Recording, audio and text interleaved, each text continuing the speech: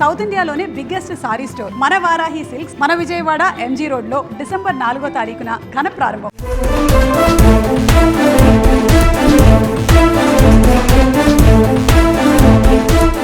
సాధారణంగా క్యాలెండర్లో నెల మారిందంటే ఎన్నో కొత్త నిర్ణయాలు అమల్లోకి వస్తూ ఉంటాయి.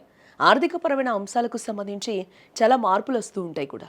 కొన్నింటి డెడ్లైన్స్ ముగుస్తూ ఉంటాయి. ఇప్పుడు డిసెంబర్ నెలలో ఏమేం మారనున్నాయో, ఈ నెలతో ఏం గడువులు ముగేనున్నాయో ఇప్పుడు ఒకసారి తెలుసుకుందాం. ఈ నెల ముగేగానే డిసెంబర్ 1, 2025 నుండి కొన్ని కొత్త నిబంధనలు మారబోతూ ఉన్నాయి. ఇవి మీ జేబుపై నేరుగా ప్రభావితం చేస్తాయి. ఆ మార్పులేంటో కూడా ఇప్పుడు చూద్దాం.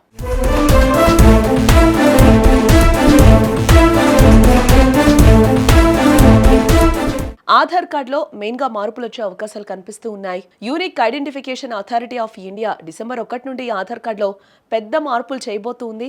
ఇప్పటి వరకు కూడా ఆధార్ కార్డులో పేరు, చిరునామా, ఆధార్ నెంబర్ వంటి ముఖ్యమైన వివరాలు ఉంటేవి. కానీ యుఐడిఐ ఆధార్ కార్డును పెద్ద ఎత్తున రీడిజైన్ చేస్తోంది. ఇందులో కేవలం హోల్డర్ ఫోటో, ఒక క్యూఆర్ కోడ్ మాత్రమే కనిపిస్తుంది. పేరు, చిరునామా, 12 అంకెల ఆధార్ నెంబర్ వంటి వ్యక్తిగత వివరాలు కార్డుపై కనిపించకుండా తొలగించబడతాయట. ఇప్పుడు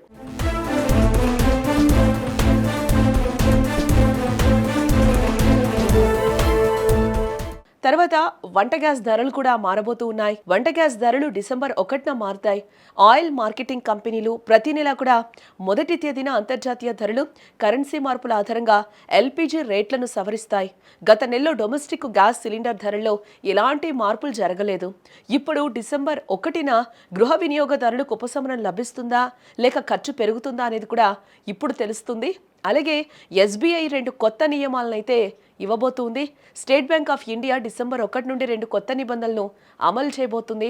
నవంబర్ 30 తర్వాత కస్టమర్లు ఎంకాష్ ఉపయోగించి లావాదేవీలు చేయలేరు. కస్టమర్లు దీనికి బదులుగా యూపీఐ, ఆర్టీజీఎస్, నెఫ్ట్ వంటి ప్లాట్ఫామ్లను ఉపయోగించవచ్చు. ఏటీఎం ఫీజుల్లో కూడా మార్పు చేయబడింది.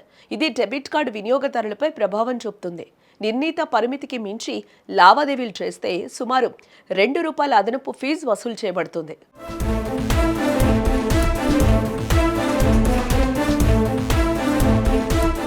కోటక్ మహీంద్రా బ్యాంక్ ఎస్ఎంఎస్ ఛార్జీలు. కోటక్ మహీంద్రా బ్యాంక్ తన సేవింగ్స్ ఖాతా నిబంధనలను మార్చింది. డిసెంబర్ 1 నుండి ప్రతి ఎస్ఎంఎస్ అలర్ట్ కోసం 0.15 ఫీజు వసూలు చేయబడుతుంది. అయితే ఈ ఛార్జ్ నెలకు 30 కంటే ఎక్కువ ఎస్ఎంఎస్ అలర్ట్స్ కు మాత్రమే వర్తిస్తుంది. ఆర్టీజీఎస్, ఐఎంపీఎస్ బదిలీలు, ఏటీఎం నుండి డబ్బు విత్డ్రాయల్, ఇతర లావాదేవీలకు కూడా ఈ నియమం వర్తిస్తుంది. కొందరికి మాత్రం కొంత ఉపశమనం కల్పించారు.